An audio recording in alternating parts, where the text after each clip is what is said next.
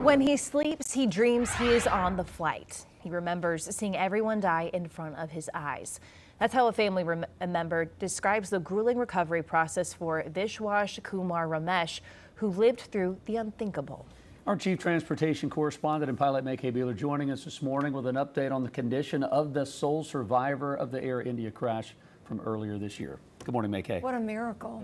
Yeah. What a miracle. Yeah, it's been over 3 months and it's still unknown when Vishwas will return home. So just to remind everybody, it was June 12th when a London-bound Air India Flight 171, the Boeing 787 Dreamliner, he was a passenger on, crashed seconds after takeoff, killing 241 people on board and sparing his life. Well, according to the preliminary report by India's Aircraft Accident Investigation Bureau, both engines lost power within a second of each other due to the fuel control switches being moved from run to cutoff.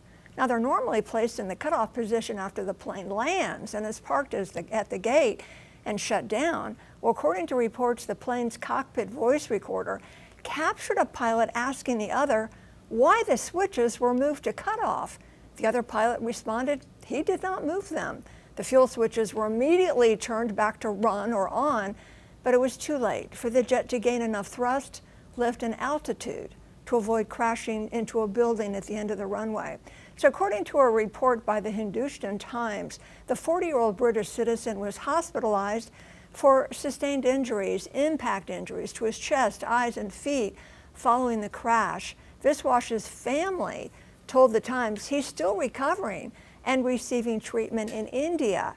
He's also grieving the death of his older brother who died in the crash. His wife and young son returned to their homeland in UK for the school year. Other family members are staying in India with him for the ongoing treatment process. Vishwas's son says he understands, but he misses his dad. No word yet on a homecoming date. May-Kay, as far as the accident, what are investigators focusing on? Why those fuel switches were cut off. How in the world could that happen? That's the big thing right now. Well, is that a switch that could be accidentally turned off or flipped by accident? And isn't that something you know before you take off? Or is right, it it's got to be on really to start the engines and fly, and it was on. The airplane took off. It's not like a light switch, Andy, where you can just accidentally flip it. It's spring-loaded. You have to pick it up and move it to cut off or on. So it had to be deliberately done unless there was a problem with the locking mechanism. Unlikely, but they're looking at that. This is the investigation is ongoing.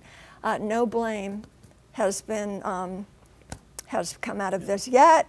Right. You know, we don't know, and it's going to take about a year for the final report to come out. Does a black box or any equipment that survived a crash like this, does it ever give just like data after the flight is over, like at 8:31 such and such switch was flipped from on to off? They have that, yeah. There's a record of that. Okay. There's definitely a record of that. They know, and it was like 8:03 or 8:06 actually. Yeah. Okay. They have a record of that. But there are no cameras in the cockpit. Right. So we can't see if someone did it deliberately, and if they did it deliberately, did they do it maliciously? Right. Or was it just a dumb attack? You know what I mean? Like, I'm doing it, but I don't know what I'm doing. We don't know, but we do know that it was cut off and immediately turned on again, but it was too late. Yeah. Imagine being the sole survivor. Survivor's guilt for sure. Yeah. All right, May-Kay, thank you. Queen City News Plus. Just search Queen City News on your smart TV's app store.